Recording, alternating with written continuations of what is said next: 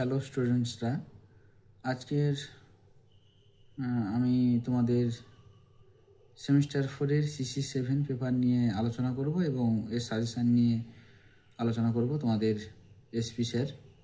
প্রথমেই আমি তোমাদের CC7-এর সিলেবাসটা সম্পর্কে সংক্ষেপে বলে দিচ্ছি। তোমাদের CC7 পেপারে আছে বাংলা কথা সাহিত্য, দুটো উপন্যাস পড়তে হবে। একটা হচ্ছে কপালকুণ্ডলা বঙ্কিমচন্দ্র চট্টোপাধ্যায়ের, আর একটা পদ্মা নদীর মাঝি মানিক বন্দ্যোপাধ্যায়ের। এবং ছোট গল্পগুলো পড়তে হবে রবীন্দ্রনাথের 1, 2, 3, 4, 5, 6, 7, 8টা ছোট গল্প তোমাদের পড়তে হবে। এখান থেকে তোমাদের প্রত্যেকটা মডিউল থেকে একটা 15 মার্কের প্রশ্ন আসবে অথবা থাকবে অবশ্যই, আর 5 মার্কের একটা করে থাকবে, এবং 3টে মডিউল থেকে থাকবে শর্ট প্রশ্ন 5টা করে, 15 মার্কের শর্ট প্রশ্ন। এটা তোমাদের সিলেবাস আমি দেখিয়ে দিলাম।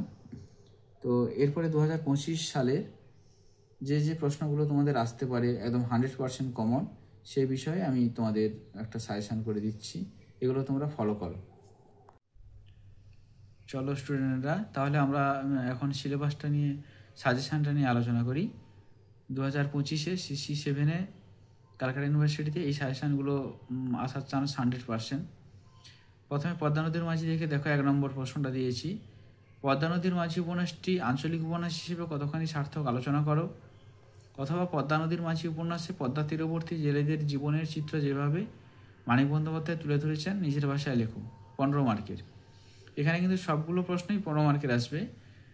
এটা 1 নম্বর প্রশ্ন, এটা খুব ইম্পর্টেন্ট, এই জন্য আমি মার্কিং করে দিয়েছি, তোমরা এটা খুব বেশি করে ফলো করবে। 2 নম্বর প্রশ্ন দিয়েছি হোসেন মিয়া চরিত্র ময়নাদ্বীপের গুরুত্ব আলোচনা করো, এটাও খুব গুরুত্বপূর্ণ। 3 নম্বরে দিয়েছি পদ্মা নদীর মাঝি উপন্যাসের নায়ক বা কুবের চরিত্রটি আলোচনা করো। এই 3টে প্রশ্ন মোটামুটি পদ্মা নদীর মাঝি থেকে করলে তোমরা 100% কমন পেয়ে যাবে। এরপরে চলে আসি আমরা বঙ্কিমচন্দ্র চট্টোপাধ্যায়ের কপালকুণ্ডলা উপন্যাসটি নিয়ে। কপালকুণ্ডলা উপন্যাসের প্রথম যে প্রশ্নটা দিয়েছি মতিবিবি চরিত্রটি আলোচনা করো অথবা উপকাহিনীর গুরুত্ব লেখো, এটা খুব ইম্পর্টেন্ট। 2 নম্বর দিয়েছি দেখো তোমাদের কপালকুণ্ডলা উপন্যাসটি কোন শ্রেণীর রচনা বলে তুমি মনে করো, এটা কোন শ্রেণীর উপন্যাস, এই ধরনের প্রশ্নটা আসে। 3 নম্বরে দিয়েছি কপালকুণ্ডলা উপন্যাসে প্রকৃতির ভূমিকা আলোচনা করো, এটাও খুব ইম্পর্টেন্ট প্রশ্ন। মোটামুটি এই 3টে প্রশ্ন সাজেশনের মধ্যে থাকলো, আশা করি এর মধ্যে 100% তোমরা পাবে। 4 নম্বরে চলে যাও, 3 নম্বর টপিক ছোট গল্প, এখান থেকেও একটি 15 মার্কের প্রশ্ন আসবে। এখান থেকে তোমরা যেগুলো করবে তার মধ্যে দেখো 5টা দিয়েছি, এখানে তোমাদের প্রায় 8টা থেকে 9টা গল্প আছে, 5টা প্রশ্ন দিয়েছি। প্রথম প্রশ্নটা হচ্ছে ল্যাবরেটরি গল্পের সোহিনী চরিত্রটি আলোচনা করো, এটা খুব গুরুত্বপূর্ণ প্রশ্ন, এটা তোমরা করবে অবশ্যই। শুভা গল্পের শুভা চরিত্রটি আলোচনা করো।